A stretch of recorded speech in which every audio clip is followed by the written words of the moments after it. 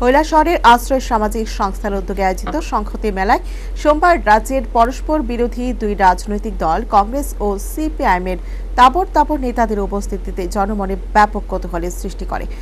বিদ্যাসাগর দ্বাদশ শ্রেণী বিদ্যালয়ের মাঠে অনুষ্ঠিত এই সংহতি মেলা মঞ্চে সিপিএম সাংসদ জিতেন্দ্র চৌধুরী, পিসিসি সভাপতি বীরজিৎ সিনহা, সিপিআইএম বিধায়ক মফস্বর আলী সহ অন্যান্যরা উপস্থিত ছিলেন। কৈলাসহরের আশ্রয় সামাজিক সংস্থার উদ্যোগে বিদ্যাসাগর দ্বাদশ শ্রেণী বিদ্যালয় মাঠে 10 দিনের সংহতি মেলা শুরু হয়েছে। সোমবার ছিল মেলার তৃতীয় দিন। এদিন সন্ধ্যায় এই সংহতি মেলার মঞ্চে উপস্থিত ছিলেন পরস্পর বিরোধী দুই রাজনৈতিক দল কংগ্রেস ও সিপিআইএমের নেতৃত্ব।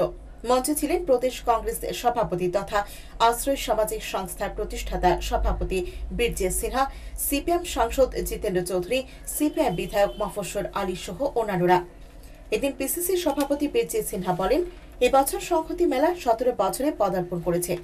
দেশ ও রাজ্যে সংহতির একান্ত প্রয়োজন, কারণ সংহতি না থাকলে সমাজ ও দেশ বিপন্ন হবে।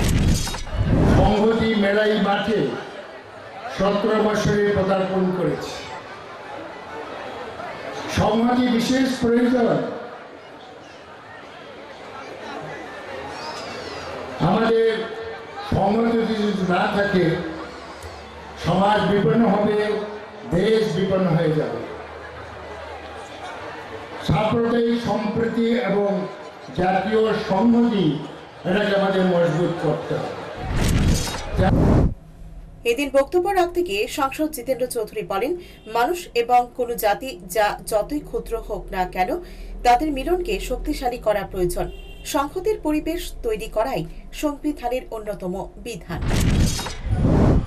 আমাদের দেশের বর্তমান সন্ধিক্ষণে তার একটা বিশেষ অর্থ, বিশেষ গুরুত্ব সেখানে রয়েছে। মাত্র 48 ঘন্টা আগে